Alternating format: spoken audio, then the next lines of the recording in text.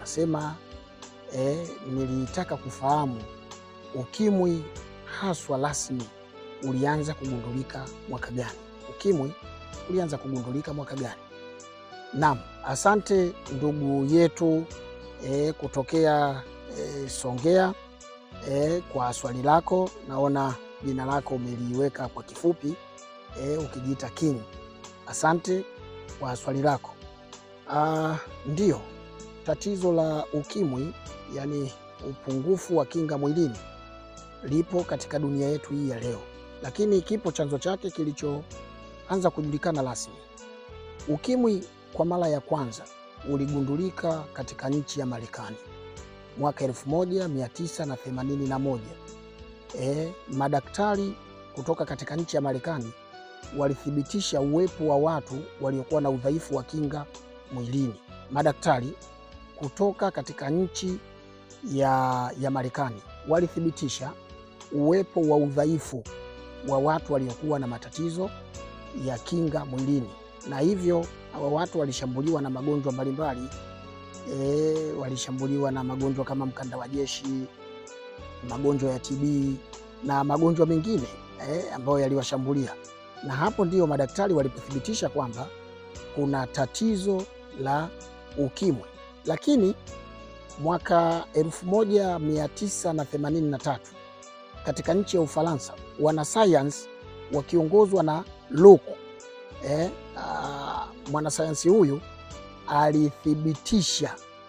alithibitisha kuwepo kwa tatizo la ukimwi kwa maana ya HIV, yani kuwepo kwa tatizo la virusi. Yani alithibitisha uwepo wa virusi vinavyosababisha udhaifu wa kinga mwilini mwaka 1983 katika nchi ya Ufaransa. Ndio kwa mara ya kwanza wanasayansi walithibitisha uwepo wa virusi vinavyosababisha upungufu wa kinga mwilini, na hivyo hapa ukimwi ulipata kasi sana kuenea. Kwa hiyo kabla ya hapo ulikuwepo, kwa maana mwaka 81 madaktari katika nchi ya Marekani waligundua uwepo wa udhaifu wa kinga, lakini wao walisema tu kuna watu wana udhaifu wa upungufu wa kinga, ila chanzo cha mapungufu haya ya kinga ni nini kilikuwa ni tatizo kugundulika. Sasa mwaka 83 katika nchi ya Ufaransa madaktari wanasayansi waligundua kwamba kuna vipo virusi vinavyosababisha upungufu wa kinga mwilini.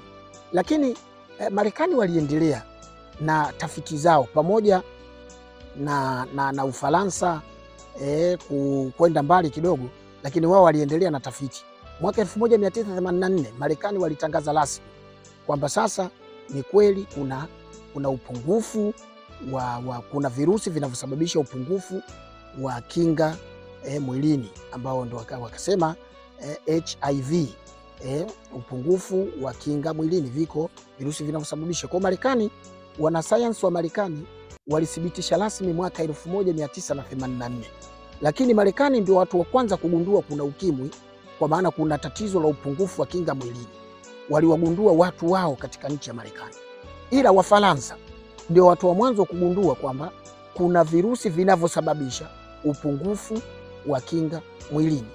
Lakini Marekani mwaka 1984 walirudi tena na kutufahamisha kwamba ni kweli viko hivi virusi vinavyosababisha upungufu wa kinga mwilini, na ni virusi ambavyo akaeleza mpaka aina vinavyoenea na vitu kadha wa kadha, ambao sasa dunia inatambua jambo hilo. Kwa hiyo ndio ukimwi upo na uligundulika rasmi mwaka 1981 katika nchi ya Marekani. Madaktari waligundua kwamba kuna tatizo katika nchi ya Marekani la watu kuwa na upungufu wa kinga mwilini, lakini hawakugundua kwa mwaka huo kwamba kuna virusi vinavyosababisha upungufu wa kinga mwilini.